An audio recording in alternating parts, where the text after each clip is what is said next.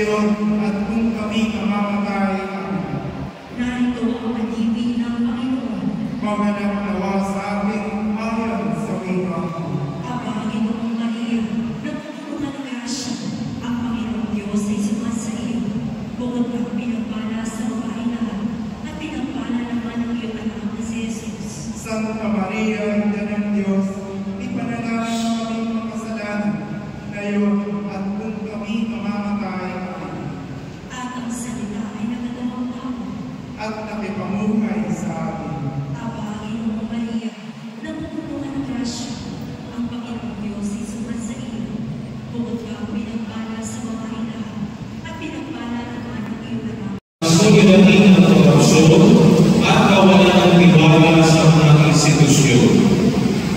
Sa gitna ng mga hamon ito, tayo, ang bayan ng Diyos, ay palagi ang pinagawa ng napakaraming impormasyon galing sa iba't ibang pinagmumulan, lalo na sa social media.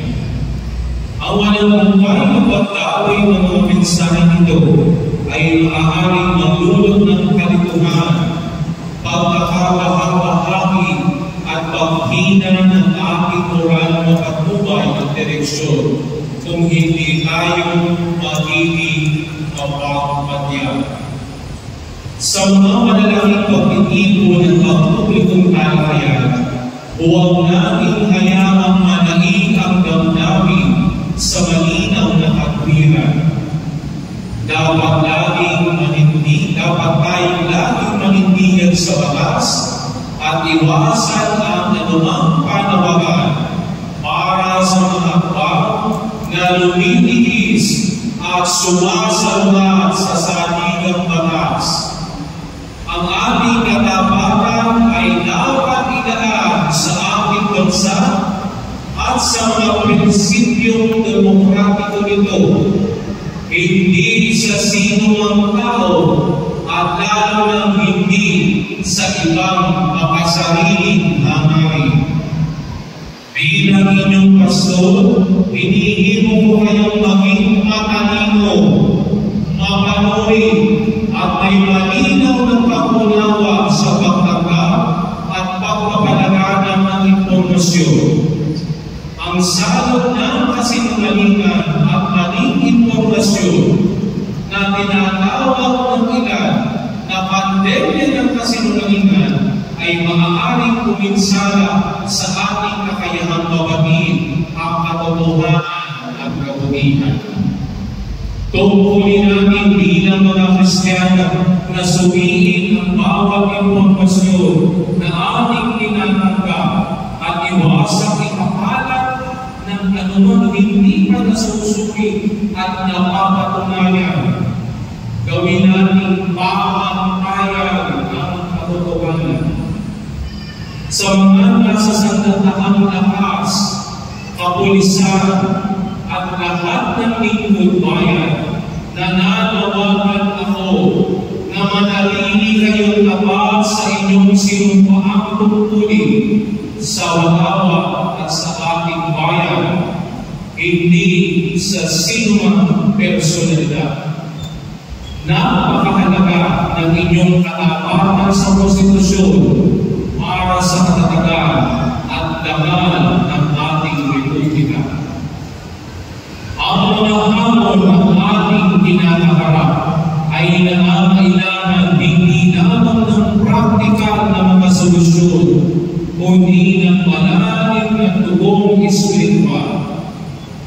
Nakikiusap ako na siyasatin natin ang ating mga buhi, baguhin ang pamumuhay at mamuhay ayon sa kalooban ng Diyos. Ito ay panawagan para sa personal at pang-institusyong pagbabawang loob upang manaig ang integridad, pananagutan, katotohanan at katangian. Tayo ay dapat magsimula ng isang paglalakbayang pag-asa, isang paglalakbay tungo sa pagbabago ng bayan at sama-samang pag-kilos lamang Nakikiisa tayo sa panawagan ng Catholic Bishops Conference of the Philippines o CBCP para sa patuloy na pagsusumamo ng awa at pagbabagong loob sa pamamagitan ng panalangin at konkretong pagkilos para sa kabutihan ng lahat. Ipagdasal natin ang mahal nating Pilipinas na manahing ang integridad, mahayag ang katotohanan at mamayani ang katarungan. Nawawang ipanalangin tayo ng mahal na Virgin Maria na ipinaglihing walang saga, patrona ng Arkidiocese ng Maynila, at gabayan tayo sa paglalakbay tungo sa isang tigil na makatarungan at mapayapang lipunan.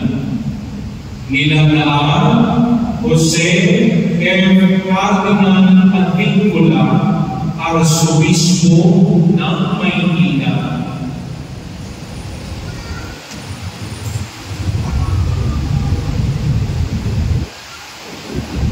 Malinaw na sinabi ng ating pastor ng Arkidiocese ng Maynila, nawa magibabaw ang emosyon.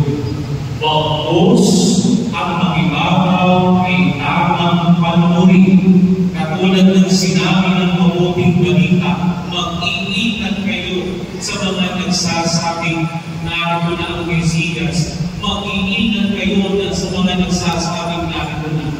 Maging mapanuri tayo, lalo higit sa lahat ng social media. Sa pagtatandaan po namin, hindi lahat ng nasa social media ay katotohanan.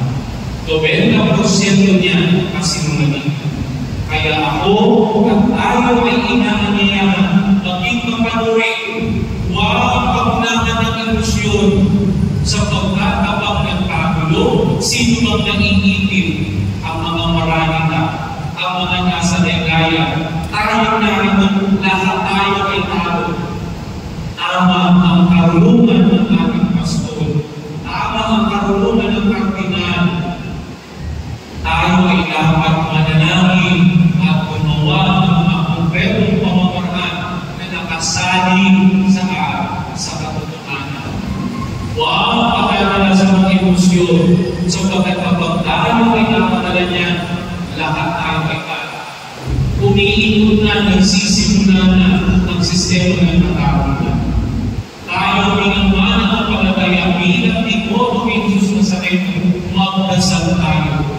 Sapagkat lahat ay nakukuha sa kainimang dasal.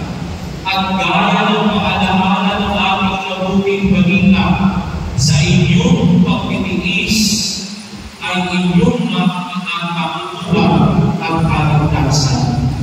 Nagdadasal tayo, hindi mababayaan ni Jesus Nazareno ang bansang Pilipinas. Amen? At ang magtatagumpay ay walang iba, kundi ang katarungan. Ang magtatagumpay ay walang iba, kung hindi si Jesus Nazareno. Amen? Pagkalaan kayo kung may kapag. Panginoon ni Jesucristo kasama ng Espiritu Santo magpasawalang. Amen. Mga kapatid, ating ipagdasal ang ating mga minamahal ngayong araw at ang lahat ng mga kaluluwa sa purgatorio. Panginoon naming Diyos na manangin, ikaw po ang dahilan ng aming pagsila. Sa iyo galing ang aming pinagbubuhan. Buong kababaang loob po kaming nananalangin at kami nagmamakaawang kalugdan mo ang mga kaluluwa ng mga pumano nasa mundo ito. Sila naway wag kami ng buhay sa iyong piling. Alisin mo ang anumang karamihan ng kasalanan upang sila ay maging rapat sa iyo ng hanggang kalinisan. Iyakan mo sila mula sa purgatorio at ibigyan ng buwang sa iyong kaharian sa lahat. Kapayapaan kailanman ang igawat ng may kapal sa mga imaang nagsipatan. Sila naway sinaya ng iyong ilaw na walang hanggan